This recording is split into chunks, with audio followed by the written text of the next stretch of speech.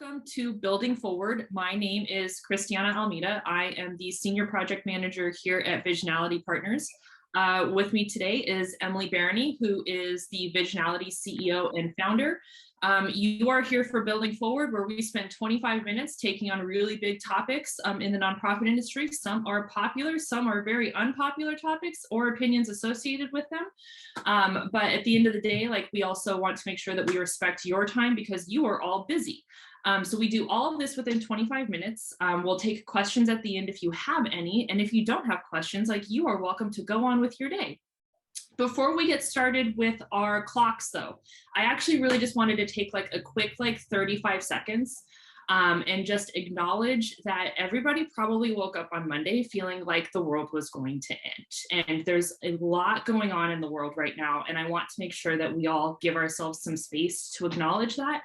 But also as fundraisers, fundraising professionals, nonprofit professionals, recognize how we can help within these spaces as well, whether it's Haiti, Afghanistan, climate change, poverty, there's a lot going on in our worlds today. And I always come back to the Mr. Rogers quote of look for the helpers and see what the helpers are doing. So support those organizations that are doing the work on the ground, that have established relationships, doing the work that you want to support. Shoot them a donation, tell their story. Telling their story through your network is a really powerful item for them. So I just wanted to take a moment to kind of acknowledge that because it has been very heavy on my heart this week. And I know it's probably heavy on everybody else's hearts too. So with that, thank you for allowing me the additional 30 seconds to kind of talk about that. Find an organization that's near and dear to your heart, give them an unrestricted donation because we all know unrestricted is the best money, and let them go do their good work in the world. So with that, today we're going to be talking about Giving Tuesday and end of year giving in general, and why Giving Tuesday can be a problem and a curse. So with that, let's go ahead and get our timers started. And we're off. So Emily, for a rant session. it might be a rant session. So Emily, how long has Visionality been working within the fundraising space? 10 years, my friend. 10 years is a long time when you're a millennial eating avocado toast. Sure is. So the funny part about Giving Tuesday is Giving Tuesday came onto the scene over a decade ago, I believe. That part I did not look up. However, the thing that I do know about Giving Tuesday is I worked for a very mega organization at the time. It was the National American Red Cross. We were one of the kind of pilots, the kind of test drive Giving Tuesday and what Giving Tuesday does and the potential that it has. And so, just like with all things, there are good intentions. And just like we've always said that the road to hell was also paved with good intentions. And I feel that this is kind of true with Giving Tuesday in many aspects, but not in every aspect. So I'm going to go through a couple of numbers just for fun, and then we'll get some perspective, and then we'll talk about the pros and many cons of Giving Tuesday. So I pulled some stats from last year. There was Black Friday and Thanksgiving evening, $14.1 billion spent in less than 48 hours.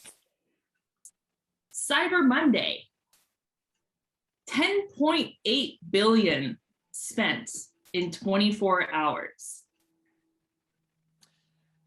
Giving Tuesday, $2.47 billion raised in 24 hours, which I know that is a very great number to look at, yay, $2.47 billion raised. But the way that I look at this is oh, we waited how long in order for us to ask for money, and how utterly nonprofit-esque is that from the standpoint of we're going to allow society, our very capitalist society, I'm not going to dig on capitalism, but we're going to allow our capitalist society to go spend $24.9 billion before we ask for a bit of that money. And so that to me is the first major issue with Giving Tuesday, is that Giving Tuesday happens after all this ridiculous spending, and people are kind of After.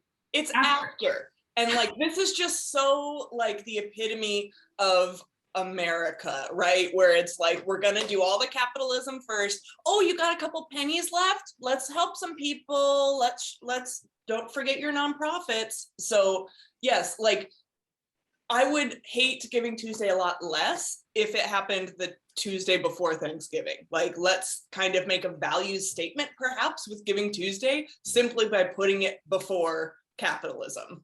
Right. Like that's, so that is problem number one. And well, probably number one and two with Giving Tuesday.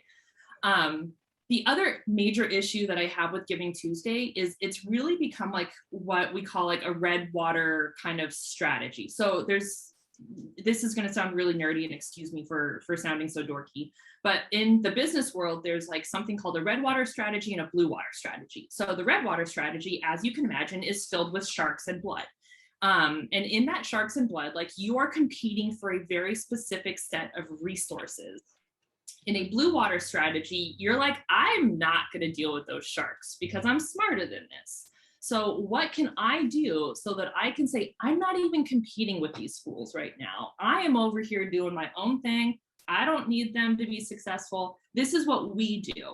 And I think this also leads a lot into kind of, again, like some of the core issues on how nonprofits identify themselves. They never identify themselves from places of strength and how strong they are and how strong your mission is. And like, we're always afraid of the winner mentality in the nonprofit realm, when instead, like we actually really need to be embracing that and showcasing that we are rocking it, we are serving people, we are doing really good things, and this is why investing in the nonprofit is going to do even better with that. So I kind of wanted to use the red water, blue water strategy as an opportunity to start to transition us away from Giving Tuesday, because the bigger you are on Giving Tuesday, the more chance you have. So for instance, let's look at mega institutions. So the National American Red Cross that I used to work for, that is a big shark. A like mega, higher education institution, that is a big shark. They have entire departments, not just like, fundraisers, but they have an entire marketing department, an entire communications department. Many of them have national networks. So you're, as your small to medium-sized local nonprofit, trying to compete with like a mega great white shark, and you're a minnow. And again, that's not to say that you're small and weak. We've got some sirens going here, so excuse that. So it's not to say that you're small and weak, but it's just to say that there's really big sharks going on in the world. Well, and it's not a great idea to make your ask on the same day that the entire world is also making an ask, like just in terms of like having a crowded marketplace, everyone on that same day is making the ask. And so it's like not a good outreach strategy to be like, what's going to be the most crowded day of the year? Oh, I'm going to make my ask on that day. It just doesn't make sense. Right. And so let's start talking through ways to get out of the red waters and start getting into the blue waters. So end of year campaigns, you need to get beyond a letter. Like do not just write a letter, because it's cute, it's simple, it's easy, but you're not really thinking through like who all your different segments are.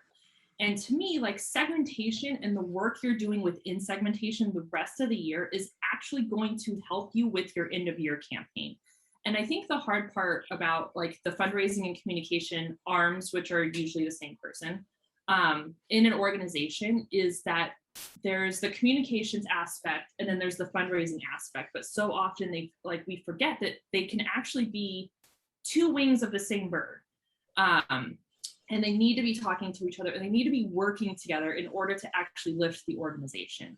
And so for end of year campaigns, I actually think that the work that we do starting now, which is why we're doing an end of year campaign, Giving Tuesday Dish Fest in August, the work we start now and the work we actually should have been doing the other part of the year as well is actually going to help the end of year campaign shine.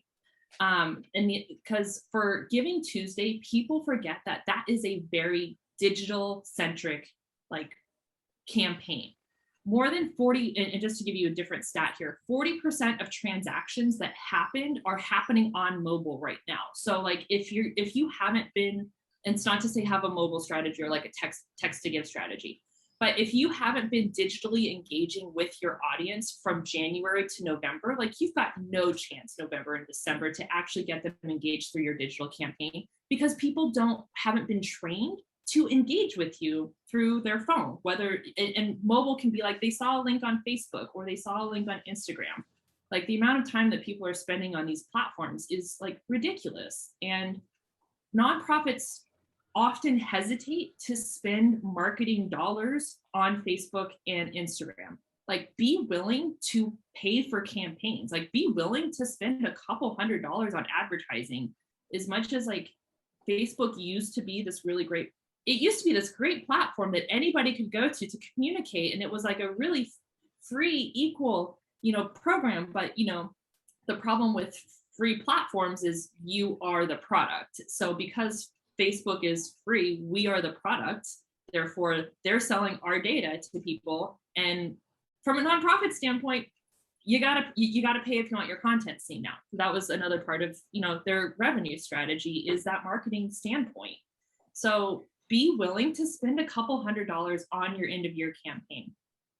The other aspect of that is make sure that you are engaging your community through digital, through print, through the entire year, so that when the end of year campaign comes, they have been very accustomed to that form of communication, so that when you make the ask, it's not going to feel out of left field.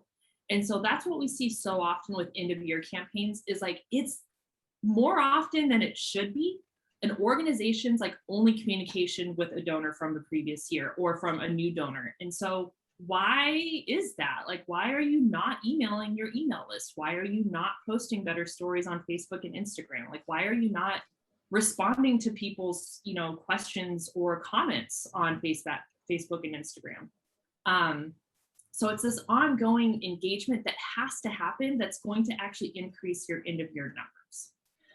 Okay, anyways, moving on to actually how to structure some end of year campaign stuff, some tactical stuff, in addition to dissing some of the Giving Tuesday stuff. Don't be afraid to make it a multi-channel campaign. And I know that multi-channel is such a dumb buzzword, but are you doing it on social media? Are you doing it in print?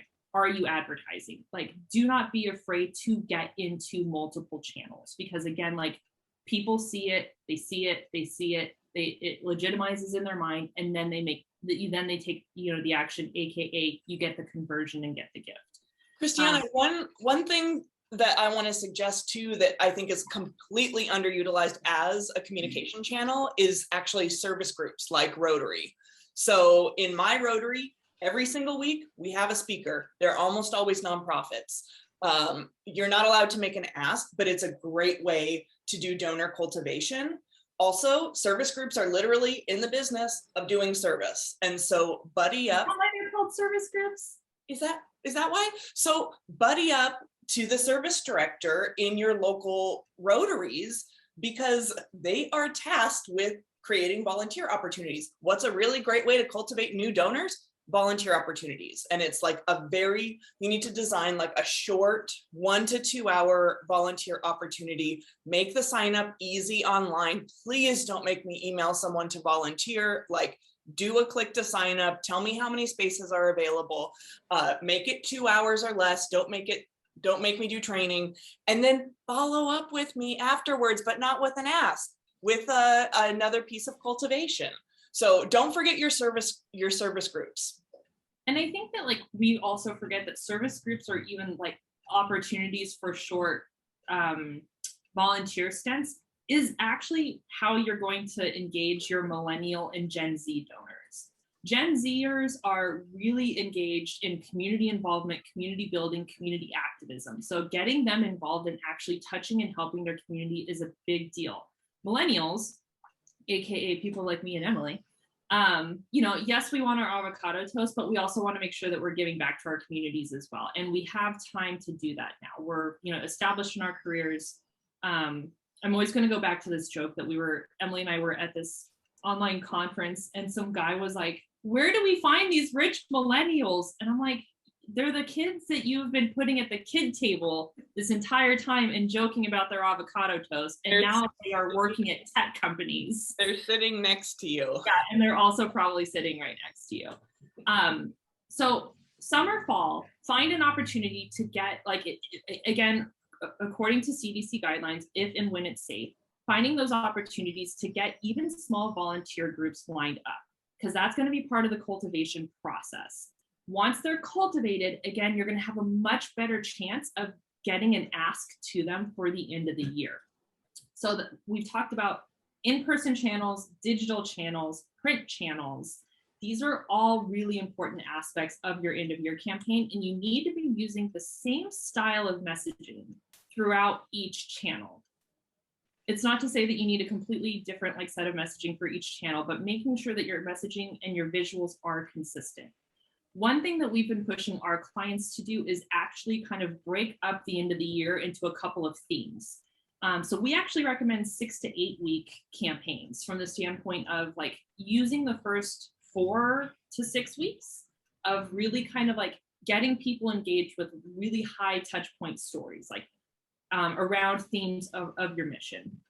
And so one of the organizations that we worked with last year had a very simple three main arms to their organization. And so we literally broke it up into themes.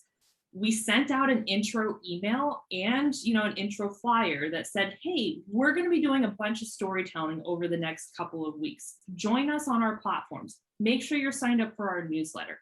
Follow along as we share really compelling, heartwarming stories that touch our mission. And so there's nothing wrong with telling people that an ask is coming. There's nothing wrong with telling people to follow along. If anything, you're putting it on their radar, and you're not making an ask in that process. Hey, we're gonna share some really great content. We want you to share it with us. And Christiana, I want to underscore too that every nonprofit has more than one why. Yes. So one of my favorite local organizations is Weave, Women's Economic Ventures. And just off the top of my head, I can think of 3 whys: business development and economic development, women, and pulling people out of poverty. And so if, for example, I am very passionate about pulling people out of poverty, but all you talk to me about is women, then I may not be converted as a donor. And so it's really important to really get a 365-degree view of your possible whys, and then build that into those different messaging that we talked about. And so a really easy way to do this is just ask your board or ask your volunteers, why do you care about this organization? And you're going to start to see those themes, and it's usually 3 to 5 different whys. And so then those are the messages and the themes that you build in, and then you distribute against all of your communication channels. Yeah, and then the next step you can actually take with that is as you start to build out the communications and asks for each of those whys, as you start to get gifts, your email list is actually going to segment itself. And so this is a really great opportunity for those organizations that have just this mass email list that they don't know what to do with. Because we're finding that donors are way more savvy, just like individuals are far savvier than they used to be, from the standpoint of large scale, broad marketing and communications doesn't work. The more direct and targeted the message, the better. And so if you're an organization that has this massive email list, as people start to donate to your themes, you will actually get a sense on how you can segment your own email list going into the following year, so that you are delivering the right message to the right person.